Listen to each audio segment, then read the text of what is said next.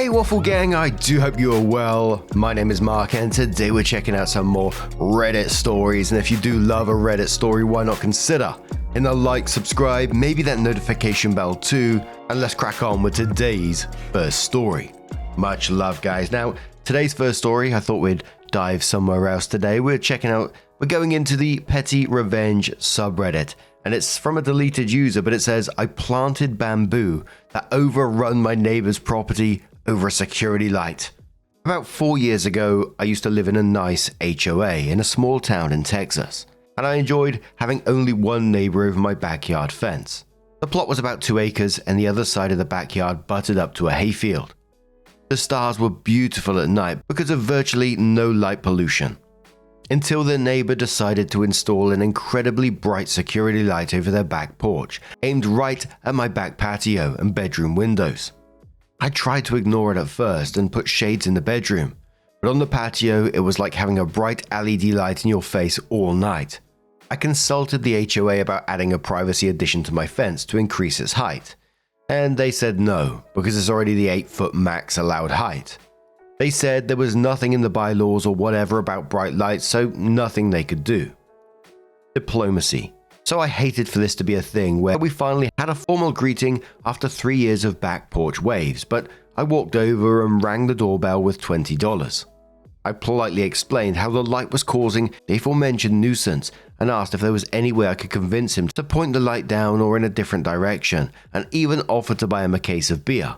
The $20, out of goodwill, and even a new motion sensing light. He seemed nice and agreed to point it down, but after waiting a month, nothing changed. I went back to have another polite conversation, and he said he had changed his mind and was going to leave it on every night and leave it pointed as is. A petty revenge. Needless to say, I was a bit upset diplomacy failed and started figuring out how to win. If the military taught me anything, there's always a way to adapt and overcome. So I started researching fast-growing plants to create big privacy walls and reading through the HOA bylaws and city-state ordinances about what I could or couldn't plant, and if there was any repercussions for encroachment across the property line. I quickly discovered running bamboo, despite being very invasive, would grow super fast to make the neighbor's house and light disappear from view, and there was nothing on the HOA, state, or city books to prevent me from planting it, or cause legal recourse if it spread and grew on his side of the fence. Only thing he could do is cut anything that grew on his side of the line. So I pulled the trigger and planted a bunch of golden bamboo, which grows at speeds crazy fast in Texas and up to 20 feet tall. I didn't care if it took over the fence line because his house is 15 feet from the fence while mine was 50 yards away. So I planted a bunch right against the fence and only put root barrier on my side to prevent it spreading into my yard. I didn't care if it took over the fence line because his house is 15 feet from the fence while mine was 50 yards away. So I planted a bunch right against the fence and only put root barrier on my side to prevent it spreading into my yard. Within 6 months, his house and light were gone from view, replaced by a pretty bamboo jungle row at the edge of my yard.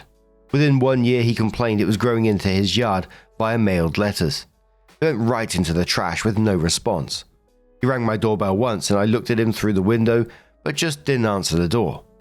I unexpectedly sold the house and moved 2 years after planning for a career opportunity.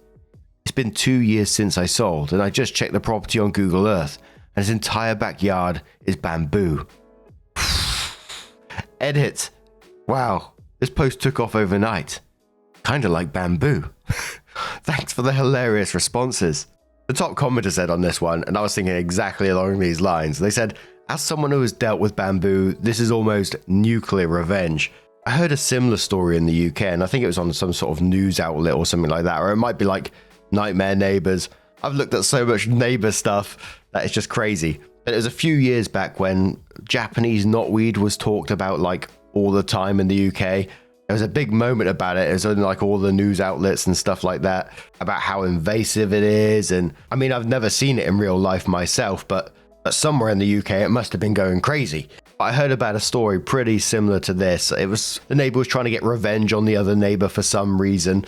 And he had some Japanese knotweed. I'm not sure if he planted it or where he got it from, planted it, and basically it ruined 3 people's gardens. It literally took over everything. And in the end, some sort of professional company, because they was trying to spray it and get rid of it and it just wasn't happening, so they had to get a professional company. I don't know how they did it. I don't know if you have to dig it up or what. But anyway, have you ever had any dealings with knotweed or bamboo or just a nightmare neighbor in general? Let us know your thoughts down in the comments below, and let's move on to another story. Now, our next one is in the pro-revenge subreddit, so we've gone from petty to pro, although I think the other one was pretty pro-revenge or maybe even nuclear like that comment said. But this one's from Further Dimensions, who says, "Threaten my friend with revenge porn. I'll ruin your whole damn life. My very good friend made some slightly dumb mistakes and sent some pictures to someone that she reasonably thought she could trust, but not knowing much more than his first name, his screen name, and roughly where he lived and the type of work he did. He's not in our country, but has indicated that he would be traveling for work to near us shortly, and they had made some plans to meet. And when she got some red flags and backed out, the dude threatened to publish these pictures online. I am, incidentally, an attorney. So some searching later and gathering up any pictures he sent her of him that could possibly identify him. His online handle let me go to a TikTok page, which led me to an Instagram page with his name on it. That led me to a LinkedIn page with his place of work that matched a picture he sent with a branded polo he was wearing. Some more searching got me the email of the CEO, VP of HR, Operations Manager, and Public Relations Manager. I just fired off an email on behalf of my client of the screenshots of him threatening revenge porn, snippets of the conversation showing that username while he sent that exact picture of him wearing his company's branded apparel, links to how I know it's him, along with pictures he sent her of his motorcycle with a license plate showing, as further proof it's him. I also included screenshots of him discussing a workplace incident that were timestamped, along with pieces of dialogue, discussing how he had sex with an ex at his place of work and discussing plans to have sex with her in his office as well. I also included a picture he sent of her showing his work laptop with his entire Outlook calendar, along with proprietary information, which he sent to prove he was busy, along with other pictures he took of his workplace with non-consenting employees. I further informed his employees that I will be forwarding all this information to law enforcement, and since he had indicated they'd be traveling to the United States soon, we'll also forward this to the local office of the Federal Bureau of Investigation, as since my client is a US citizen on US soil, these threats constituted a federal crime. So that should they continue with his employment and continue with their plans to send him to the United States for work, I will ensure on behalf of my client that federal law enforcement is waiting for him on arrival, which I will do, as one of the assistant US attorneys for this region is a law school buddy of mine. Since I have his license plate number, I know where he lives, and will be contacting his local authorities tomorrow. You dumb motherfucker, thinking you were hiding around anonymity, thinking you could threaten my friend. It took me 45 minutes to destroy your life. The top commenter on that one said, I feel like you win 2024. Legit revenge, check. Person's life now super fucked, checked. Done in record time, also check. Rafster replies to that saying, an OP is a lawyer and use tools from their profession. That's a pro-revenge check too. Party Ring replies to that saying, pro bono revenge. Some people are just so stupid. I was on X, Twitter the other day, just scrolling through the trending stuff, and it's all politics in the moment. I won't get into politics, but this one guy was going absolutely mental in some comments, going through calling people a cuck, the R-slur word, talking about if that person was in front of him, he'd smash their face in, and he was doing this to like multiple people, and it's like, what the hell are you doing? And just out of curiosity, I clicked on his profile, and he's got like a link to his workplace. He's the co-owner of a company within his state, and you can click it and you can see pictures, information, and you just think, what are you doing? I mean, either he just doesn't care, but you think, sure, that's going to bite you in the ass at some point. And this is like a customer-facing job as well. Like if you went into this place, you'd be working with this specific person. I just find that wild. But we're going to sneak on back over to the Petty Revenge subreddit with Dickie Bo, who says, watching my housemate die inside. This happened in my second year of university in the UK, circa 1998. 6 of us shared a house with an even split of boys and girls. John was my best mate and was very shy and had no confidence with girls. He got on really well with the girls we lived with, Sarah in particular. When we moved in, Sarah had a boyfriend who thankfully, after a few months, she broke up as he was a dick. After this, Sarah and John grew closer, and she would quite often sit and cuddle with him while watching TV, dance with him when we were out, and generally spend a lot of time with him. John was clueless about women and thought they were just besties, but it was clear to everyone that they were into each other. The important point to the story is John was still a virgin. Our other male housemate Steve was the opposite of John. He was a player. He had a girlfriend from school who was a few hours away at another uni, so he'd regularly sleep with anyone that would have him. He also had a crush on Sarah and tried it on with her a few times and got rejected. Steve used to take the mickey out of John for being a virgin. At first it was every so often, and then John and Sarah were getting closer and he started to call him Virgin Boy in an attempt to belittle him. The rest of us told him to knock it off, but he persisted for a few weeks. Not long after we got back from Christmas break, a few of us were in the living room after uni and Steve walked in and asked me and Virgin Boy if we'd like to order pizza for dinner. Sarah walked in from the kitchen at that point and walked over to John and sat on his knee, kissed him, looked at Steve and said, "You can't call him that anymore. We had a great time this morning and he made me come several times. I doubt you've ever managed that with your tiny cock." Oh gee whiz. The rest of us sat there trying to stifle laughter. Steve went bright red, mumbled something and went to his room. Turned out Sarah had made a move on John that morning. They both admitted to being into each other and had slept together. Sarah snapped when she heard Virgin Boy and decided she had had enough of Steve. John and Sarah are still together, married with 3 kids.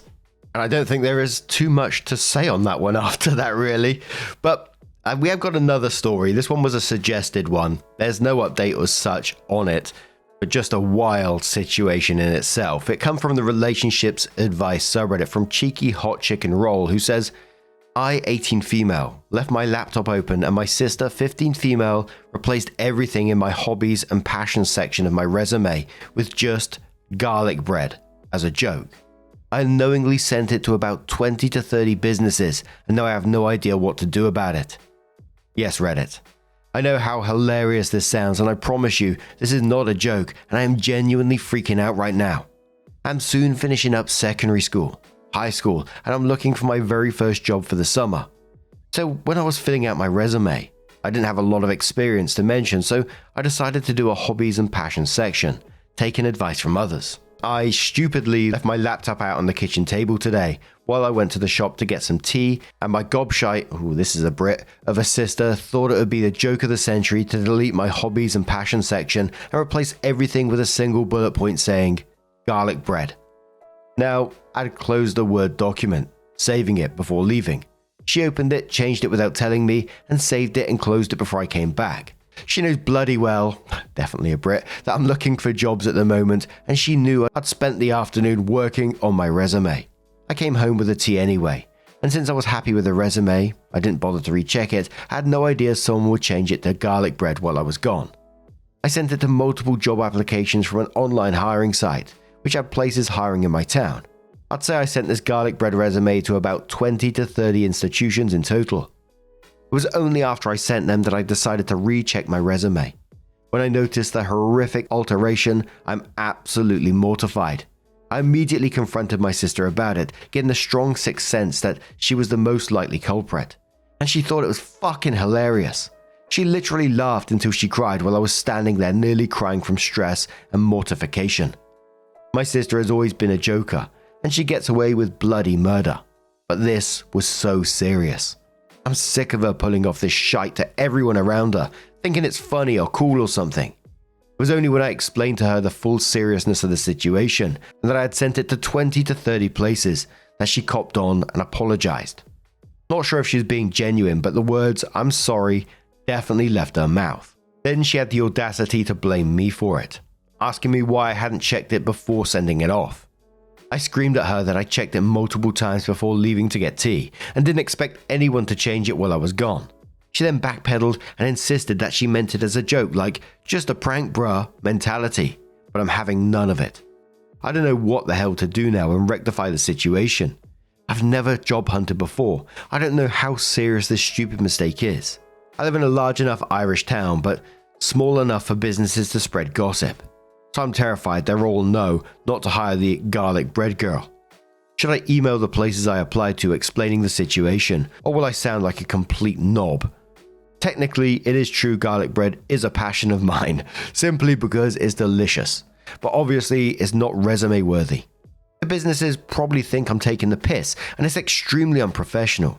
I'm so annoyed that this is my first impression in the working world. I'm not even hired and I fucked up already.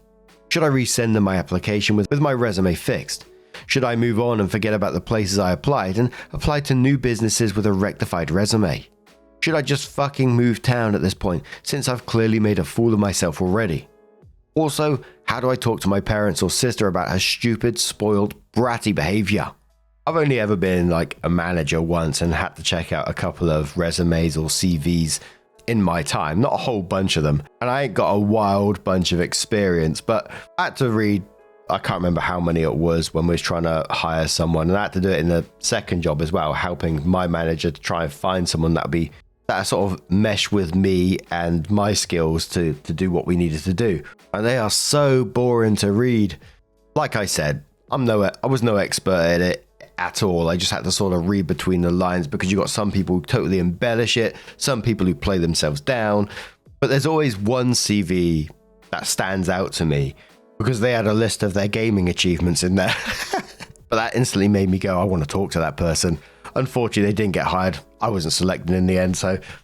But it was certainly an interesting CV. I can see why you're pissed off about this, having, someone going onto your laptop, changing something which is really important to you. If I was reading through these resumes, as you're going through them, and you do a double take on garlic bread, and you're like, holy shit, yeah, I like garlic bread too. Kitty says, hiring manager here. Considering you're 18 and applying for assuming retail, fast food, customer service type of jobs, no one is going to disqualify you for the garlic bread. If anything, it may have the opposite effect.